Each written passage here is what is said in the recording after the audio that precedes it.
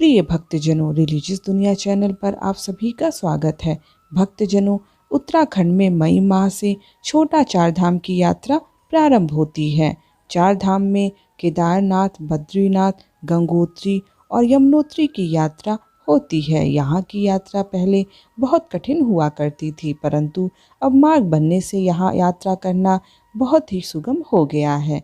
हालांकि यात्रा में और भी कई तरह के खतरे हैं। आइए जानते हैं कि केदारनाथ की यात्रा में किन बातों का ध्यान देना योग्य है।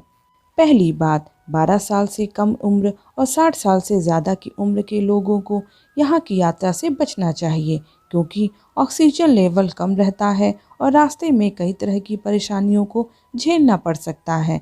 दूसरी बात, हेली सेवा। केदारनाथ यात्रा पर जा रहे हैं और आप हेली सेवा का उपयोग करना चाहते हैं तो अभी से यहाँ की यात्रा के लिए बुकिंग करा सकते हैं। तीसरी बात, पैदल प्रैक्टिस। यदि आप हेली सेवा से नहीं जा रहे हैं तो कुछ किलोमीटर तक पैदल चलने के लिए आप अभी से ही यात्रा के दौरान काम आने वाली चीज़ों को बंदोबस्त कर लें। अभी से ही चलने की प्रैक्टिस भी कर लें, क्योंकि करीब 16 किलोमीटर आपको पहाड़ पर पैदल चलना होगा। यदि आप पैदल नहीं जाना चाहते हैं तो डोली पर बैठकर जा सकते हैं या खच्चर का उपयोग कर सकते हैं। चौथी बात, ठहरने की व्यवस्था। आपको ठहरने के लिए होटल और खान पान की व्यवस्था को लेकर तैयारी अभी से ही करनी होगी। इसके लिए आप GMVM की वेबसाइट पर आप अपने बजट के हिसाब से होटल, फूड और एक्टिविटीज़ की बुकिंग करा सकते हैं। पांचवी बात, ज़रूरी सामान। आप रास्ते के खतरों को समझकर अपने पास ज़रूरी सामान ज़रूर रखें, जैसे लाइफ जैकेट, GPS मोबाइल, संपर्क बुक, कपूर, टॉर्च, फोल्डिंग छड़ी, ऊनी कपड़े, सूखे मेवे आदि। अपना यात्रा कार्ड और आधार कार्ड ले जाना ना भूलें। केदारनाथ यात्रा पर जाते समय BSNL, वोडाफोन और रिलायंस जियो की सिम लेकर जाएं, क्योंकि वहां पर इसका बेहतर नेटवर्क रहता है। छठी बात, यात्रा मार्ग। केदारनाथ की यात्रा सही मायने में हरिद्वार या ऋषिकेश से आरंभ होती है। हरिद्वार से सोनप्रयाग 235 किलोमीटर और सोनप्रयाग से हीराकुंड 5 किलोमीटर। आप सड़क मार्ग से भी किसी भी प्रकार की गाड़ी से जा सकते हैं। गौरीकुंड से आगे लगभग 16 किलोमीटर का रास्ता आपको पैदल ही चलना होगा, या आप पालकी या घोड़े से भी जा सकते हैं। अधिकतर लोग सोनप्रयाग या गौरीकुंड में रुकते हैं। सातवीं बात, यात्रा का समय। केदारनाथ जाने के लिए मई से अक्टूबर के मध्य का समय आदर्श माना जाता है, क्योंकि इस दौरान मौसम काफ़ी सुखद रहता है। मंदिर के कपाट खुलने की तिथि अक्षय तृतीया और बंद होने की तिथि दिवाली के आसपास की होती है। बरसात के मौसम में जाना यहाँ ठीक नहीं होता है।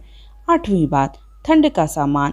ऊंचे और दुर्गम पहाड़ी इलाकों में लगातार होने वाली बर्फबारी के बाद पड़ने वाली भयंकर ठंड और ठंडी हवाओं के चलते यात्रा के दौरान भारी ठंड पड़ती है और अचानक से बारिश का सामना भी करना पड़ सकता है।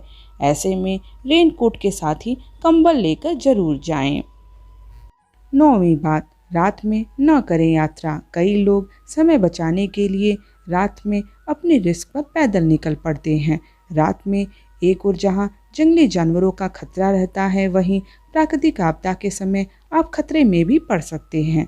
केदारनाथ के मार्ग में कई ऐसे स्थान रहते हैं जहां पर हिमस्खलन का खतरा रहता है, इसलिए आप बताई गई मार्ग का ही प्रयोग करें।